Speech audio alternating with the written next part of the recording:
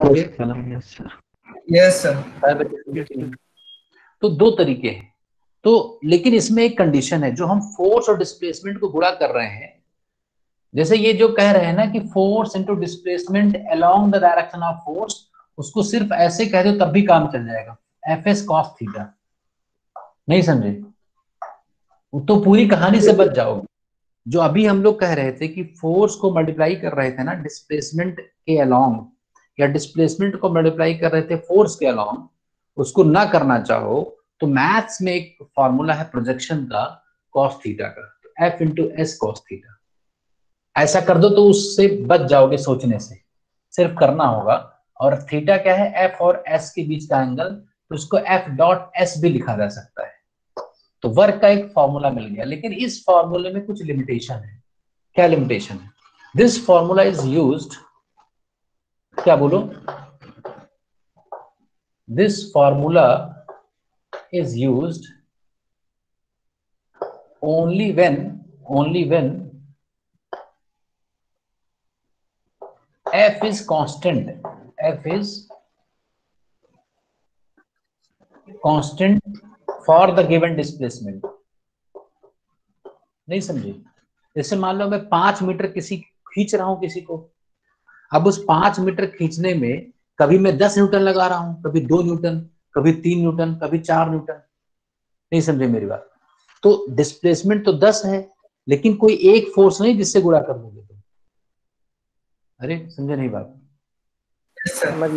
तो ऐसे केसेस में क्या करेंगे? ऐसे केसेस में 2 न्यूटन में कितना डिस्प्लेसमेंट हुआ था पहले उसका वर्क निकाल लें, फिर जब 3 न्यूटन लगाया तब कितना डिस्प्लेस किया, फिर 4 लगा, फिर 5, 8 क्या लगा, तो हर छोटे छोटे डिस्प्लेसमेंट के करस्पॉन्डिंग सारे वर्क निकाल करके ऐड करना पड़ेगा।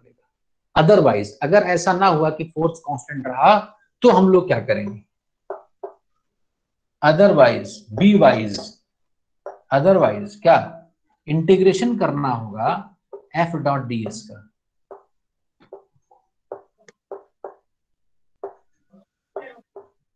नहीं मेरी बात समझे नहीं भाई? इंटीग्रेशन मतलब जोड़ना। उस छोटे छोटे डीएस में, छोटे छोटे डीएस में जो फोर्सेस लगे हैं, एक डीएस में फोर्स लगा उसको निकाला, दूसरे डीएस में लगा, ऐसे इनफाइनाइट डीएस लगते हैं। तो ये फार्मूला ज्यादा यूनिवर्सल है। ये फार्मूला कांस्टेंट हो तब भी चलेगा, और वेरिएबल हो तब तो उसी के लिए बनाया ही गया था। जो वेरिएबल के लिए निकाल सकता है, नहीं समझे मेरी बात, जो फार्मूला वेरिएबल फोर्स के लिए निकाल सकता है, क्या वो कांस्टेंट फोर्स के लिए नहीं निकाल सकता है? सर निकाल सकता है। तो अगर आपसे कोई पूछे आज के बाद अगर आपसे कोई पूछे और 10th क्लास के बाद का बच्चा हो, 10th क्लास के पहले का ना हो, तो उसको कहना है इंटीग्रेशन एफ डॉट डीएस। ये कंप्लीट है अपने आप में, इतनी पूरी कहानी। अब डीएस क्या है? डीएस क्या है? हाँ, small displacement, small displacement of क्या? Point of application of force. और एफ क्या है? उस डीएस के दौरान लगा हुआ फोर्स। नहीं समझे बात? Yes sir. एग्जाम्पल ले लेते हैं, एग्जाम्पल ले लेते हैं। मान लो सब पढ़ चुके हैं हम लोग, बहुत तेज सिलेबस खत्म होगा, क्योंकि जो बेसिक चीजें हैं वो सब सीख जाएंगे हम लोग, ये चैप्टर खत्म होते हैं। और जो बच्चे पास आउट हैं उनके लिए तो बहुत बढ़िया है, यहाँ सीखेंगे, वहां सुबह हम लोग क्वेश्चंस कर लेंगे बहुत सारा। एक ब्लॉक है, और ये इसकी नेचुरल लेंथ, इसका स्प्रिंग कांस्टेंट के है। इसको मैंने खींच दिया कहां तक? मान लो मैंने इसको खींच दिया एक्स नॉट तक। कहां तक? एक्स नॉट तक। इसको आगे खींच दिया, डिस्प्लेसमेंट इसका एक्स नॉट है, आगे खींच दिया। नहीं समझे बच्चे? खींच दिया तो मान लो फ्रिक्शन वगैरह नहीं है, तो स्प्रिंग फोर्स का वर्क निकालना हो, अगर हमें स्प्रिंग फोर्स का वर्क निकालना हो तो कैसे निकालेंगे स्प्रिंग फोर्स का वर्क? तो स्प्रिंग फोर्स होगा कितना? मैंने आपको बताया है, माइनस के एक्स। जहां पर एक्स क्या है? पहले कुछ नहीं था, लेकिन कहां तक? अरे एक्स की लिमिट्स क्या है? अरे स्प्रिंग कितनी खींची है? पहले नहीं खींची थी। ये एक्स यस सर। वेरिएबल है ना, यस सर, एक्स तो नॉट है। एक्स नॉट खींचने तक, एक्स नॉट खींचने तक ये फोर्स कांस्टेंट नहीं रहा, वेरिएबल रहा है, ये फोर्स वेरिएबल रहा है। तो फोर्स वेरिएबल Yes, है sir. तो ये फॉर्मूला लगेगा हमें, है ना। तो W is equal to, Yes, sir. अब इंटीग्रेशन F लेफ्ट में है, तो लेफ्ट में है तो डॉट हम यूज कर लेंगे। तो A डॉट B क्या होता है, A डॉट B होता है पहले का मॉड तो kx, फोर्स का मॉड kx, है ना, into displacement dx, F dot ds।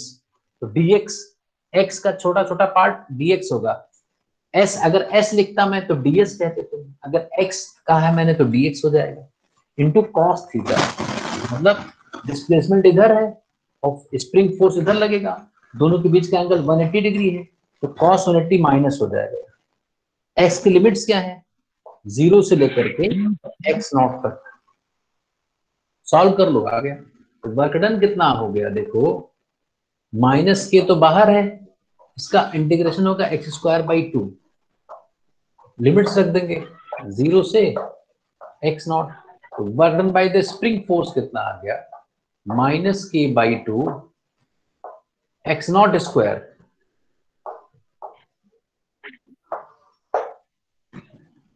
बोलो बच्चों, कोई डाउट किसी को? No, sir. कोई डाउट नहीं. अंश, वानी, नो सर, कोई डाउट नहीं। वानी Singh, No, any sir. doubt? राज, No, sir. कृतिका, प्रांजल, सजल, No, मुनीर, sir. मंजीत? नहीं सर, कोई डाउट नहीं. No, sir.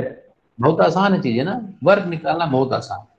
Yes, sir. अब एक अच्छा एक स्टैंडर्ड एग्जांपल देते हैं, देखते हैं।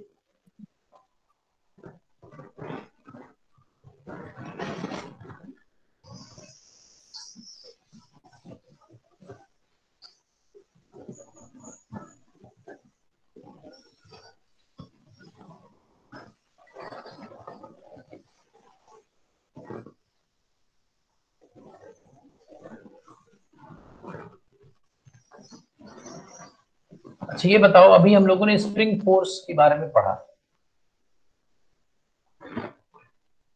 अभी देखो ध्यान से, एग्जांपल लेते हैं वर्क निकालने का। मान लेते हैं कि ये एक ट्रैक है, वर्टिकल सेक्शन में एक quarter of a circle track है, ये एक रफ ट्रैक है, ऐसा कोई एक सरफेस बना दिया गया है, quarter of a circle track है, ऐसा ट्रैक, एक ट्रैक ऐसा बना हुआ है ना, ऐसा है ट्रैक, ये मान लो क्वार्टर ऑफ ए सर्कल है, रेडियस आर हो गया, ये भी आर होगा और ये भी आर होगा।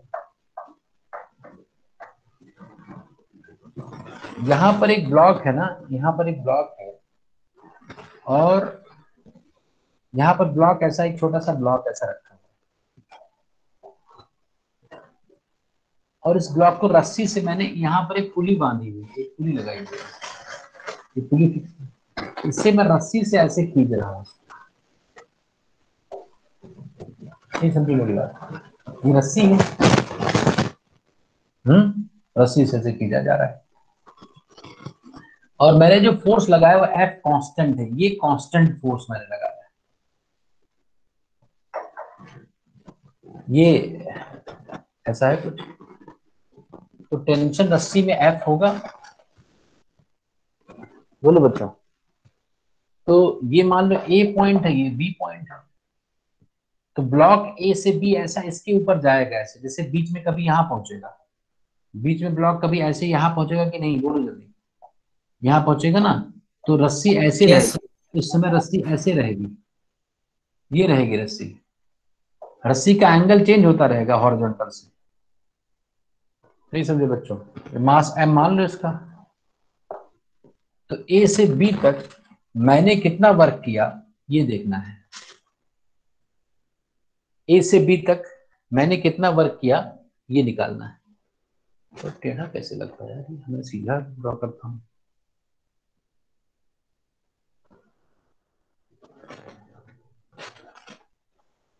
जल्दी बोलो।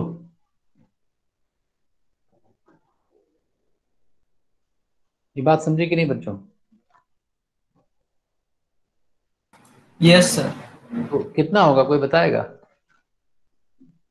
थोड़ा ज्यादा टफ तो नहीं हो गया? ऐसा नहीं। हाँ बताओ भाई बच्चों, ये एंगल चेंज होता गया ना, डिस्प्लेसमेंट। डिस्प्लेसमेंट तो टेंजेंट की तरफ होगा, ये डीएस होगा, यस सर। और टेंशन फोर्स ये रहेगा, तो फोर्स कांस्टेंट है, डिस्प्लेसमेंट डीएस है। इस बार उसके बीच का एंगल चेंज हो रहा है बार बार, जैसे नहीं समझे, जैसे शुरुआत में डिस्प्लेसमेंट इधर था और ये एंगल था फोर्स और उसके बीच में, फिर यहाँ पर कुछ और एंगल होगा, यहाँ पर कुछ और एंगल होगा। नहीं समझे बच्चों?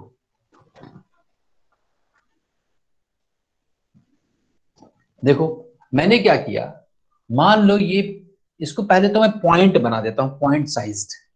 तो पॉइंट से क्या होगा, थोड़ा आसान हो जाएगा, हमें ड्राइंग में आसानी हो जाएगी। मान लो ये ब्लॉक चलते चलते कहीं बीच में आ गया है, यहां पर कहीं आ गया, मान लो